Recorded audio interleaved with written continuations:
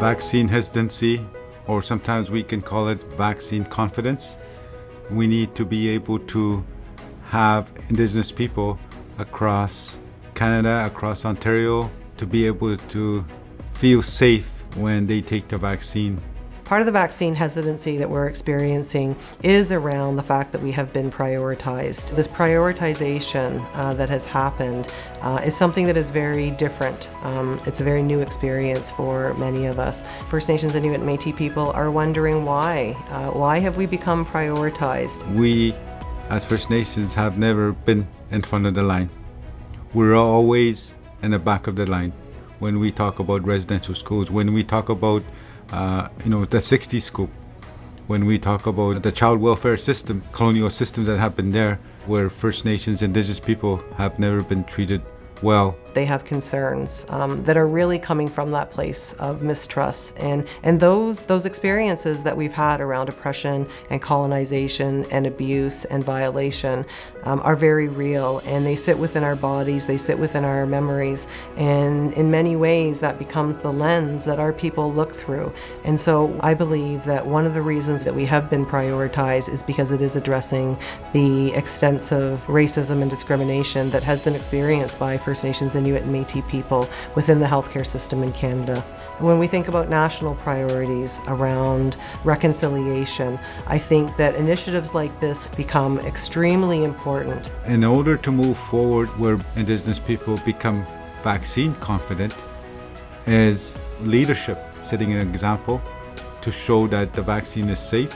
I think First Nations, Inuit, and Métis leaders have a really important role in not only addressing the vaccine hesitancy, but also taking that step forward. You know, when we see leadership step forward, like MPP Sol Mamakwa, to play a leading role and receive this vaccine in demonstrating the importance of the fact that we have been prioritized, it's encouraging. I took the first dose in Muskrat Dam on February the 1st, 2021.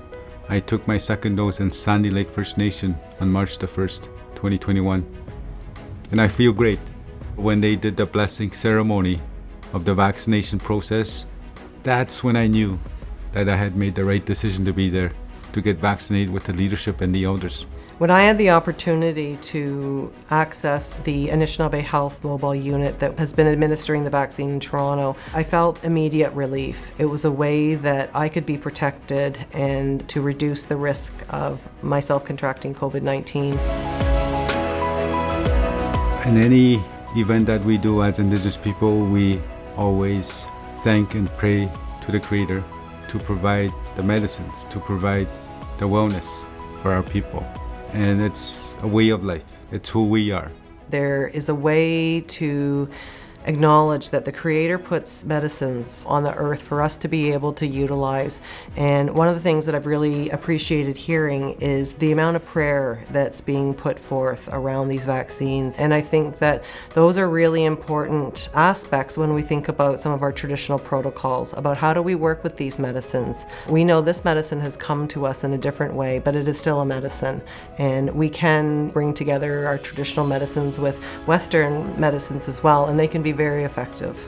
We take a vaccine because we want to be able to keep our identity, keep our languages, and make sure our children, elders are safe from COVID-19. It will save lives.